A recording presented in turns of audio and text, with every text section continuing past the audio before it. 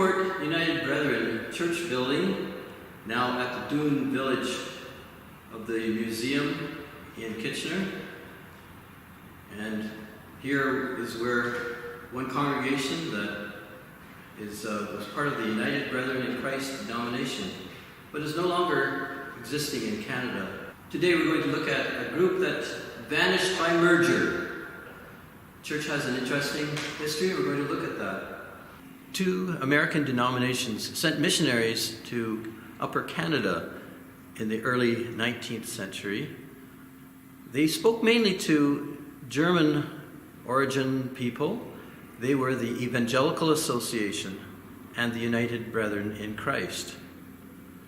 In 1800, a young man called John Cornell came from New York State. He settled in the area of Berlin, but he, in 1809, was married, and he settled along what became Highway 8 at a village that became Sheffield, Ontario. John Cornell became the catalyst for the organization of the United Brethren in Christ denomination in Ontario.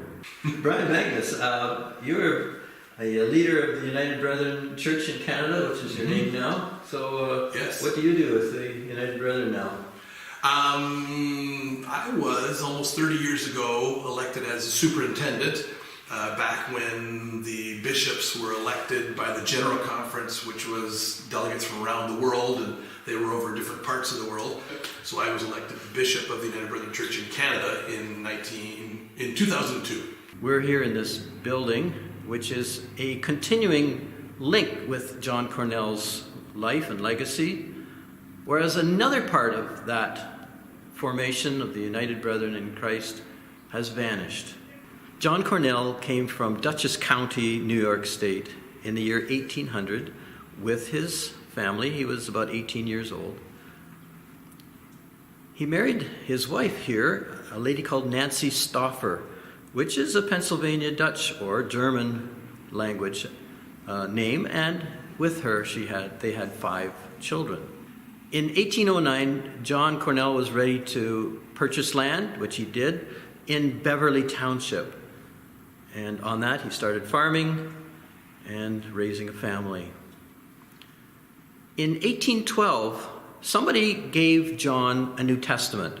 John had been a Universalist up to this time, but in 1812, he started reading the New Testament and realized that his Universalist beliefs were not in the Bible. And so he had a dramatic conversion as he struggled to understand what God was telling him. This was also, of course, the very start of the War of 1812, and the struggle between Britain and the United States may have had a factor in his wondering what to do. He became a pacifist, in fact, as a result of reading his New Testament. So he didn't encourage taking part in that war. He even wrote a book about his testimony in 1825, but he had been preaching about it in his own home and in the community and in about 12 different places around Waterloo County. He used English, not German. In the 1820s, he and his family started to build a building on their land so that they could have a chapel. It was called the Beverly Chapel because that was the township, and he preached there for quite a long time. He got to know people in the area. He was in demand as a preacher around in Preston and Galt and places like that. But in the 1850s, he was now no longer a young man, and he was thinking, what shall I do with this chapel? He was looking around for a suitable source of new preachers for Beverly Chapel. Now, in the United States, there was a United Brethren preacher called Jacob Erb. He had relatives in the Waterloo County area, and he came to visit them. I would like to know if you agree with my idea that John Cornell is the catalyst for the United Brethren coming together as a conference in Canada, or his work in providing this congregation. Right. So I think John Cornell definitely should get a lot of credit. No question about that. I'm not sure that I would call him a catalyst for the United Brethren Church being in Canada, as Jacob Erb, who is a pastor and even became a bishop, was a bigwig stateside, had family in Preston and in Kitchener or Berlin back in those days, and he had come up as early as 1825. I heard he came on foot with a backpack. Yes, well, partly on foot. I think mostly horseback and all. He was a pretty bigwig kind of dude. He even pastored the giant Otterbein Church in Baltimore, Maryland, which is still this huge historic site, one of the oldest churches in North America. And on its own, not just in the church. Yes. Oh, yeah. He and other United Brethren preachers came to Canada, and they made converts, but there was a difficulty about making permanent established congregations. When John Cornell was interested in finding an organization to hand over the Beverly Chapel, he thought of Jacob Erb. He'd heard of him, met him. Maybe they were relatives for all I know, but they got talking, and John Cornell was convinced that the United Brethren were really gospel people. And so John Cornell got in touch with the United Brethren bishop called Jacob John Glossbrenner, and who came up to Canada and talked with John Cornell.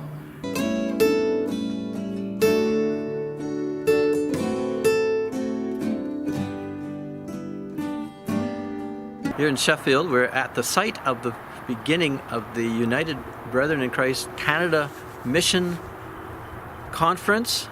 It was founded here in April 19 of 1856 under the chairmanship of Bishop J.J. Glossbrenner of the United Brethren in Christ from the United States.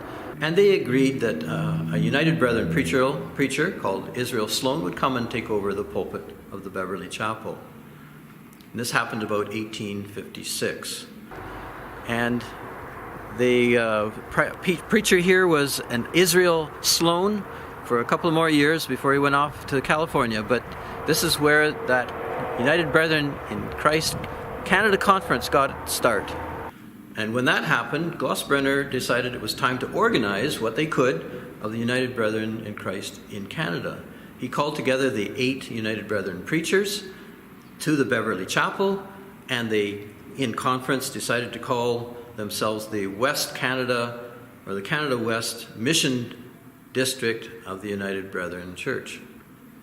And this continued on for some time. The Reverend John Cornell died in 1859, and he was buried on a hill near Sheffield. This is the tombstone of Reverend John A. Cornell. He was the founder of Beverly Chapel in Sheffield, and he is the one who handed over the work that he did as a preacher in this area to the United Brethren in Christ Church. When the United Brethren in Christ organized at Sheffield, they had only about 152 members throughout all of Upper Canada. They had 7 organized churches, 17 preaching locations, 8 preachers. Minutes of the first annual conference of the United Brethren in Christ held in Canada West in the year 1856, and it talks about in all these 4 pages the various pastors. 4 were American, 4 were Canadian. 2 of them were John Cornell and his son, and so it began from there. It wasn't a very big organization, but within 10 years they had 1,000 members and a much larger organization. By 1880, they reached 1,600 members scattered in York County, Lincoln County, Waterloo County, and the area around those areas. That was the situation when their split happened. Nevertheless, the United Brethren in Christ and the Evangelical Association, because they preached to German language people, they led to the revival of many German-speaking people in Ontario, among the Lutherans and the Mennonites in particular, who were especially concentrated in Waterloo County. The UB Church has been in Canada almost well over 160 plus years. Mm-hmm. So what's kept you going as a congregation, as a conference of churches? Yeah, well, good question.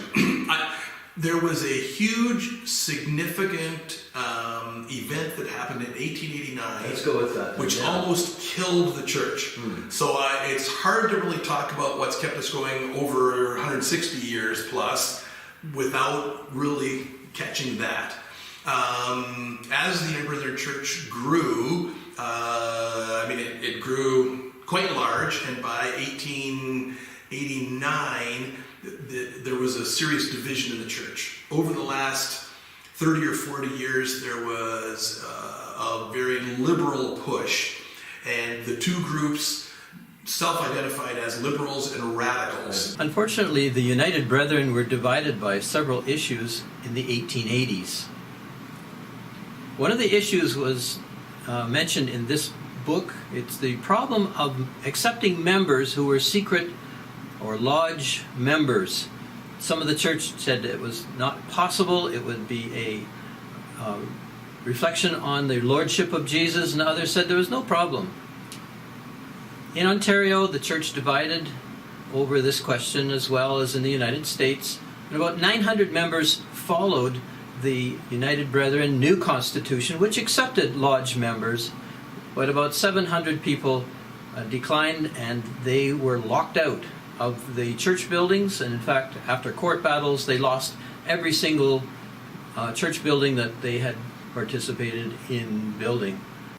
In the 1890s, the United Brethren New Constitution group were discussing merger possibilities with the Congregationalist churches of the USA and Canada. This didn't actually happen in the US, but in Canada, the United Brethren did merge with the Canadian Congregationalist Union in 1906.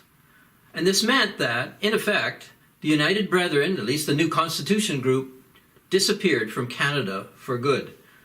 Of course, a church doesn't really vanish. The people don't vanish. But the organization did stop forever in Canada. The Sheffield United Brethren built their new building here in 1894. And strangely, however, they did not join with the Congregationalist merger in 1906. Instead, they joined with a Presbyterian church in the area, in the same township. And it was in 1916 that they joined with that Presbyterian church. And finally, when there was the United Church merger of 1925, Presbyterians, most of the congregation, and the Methodists and the Congregationalists all went into the United Church Union. And so, once again, the merging churches disappeared. The Congregationalists, in fact, no longer existed as a group in Canada. The Old Constitution United Brethren did not go into any of these mergers, and so they continue to this day in Ontario. They have about 11 congregations, and they have a bishop, Brian Magnus, who lives in Guelph. Denominations vanish by reason of merger from time to time. It could be to result in loss or feeling of discouragement, but sometimes it's simply a change. This episode tells us the story of a group that vanished by merger.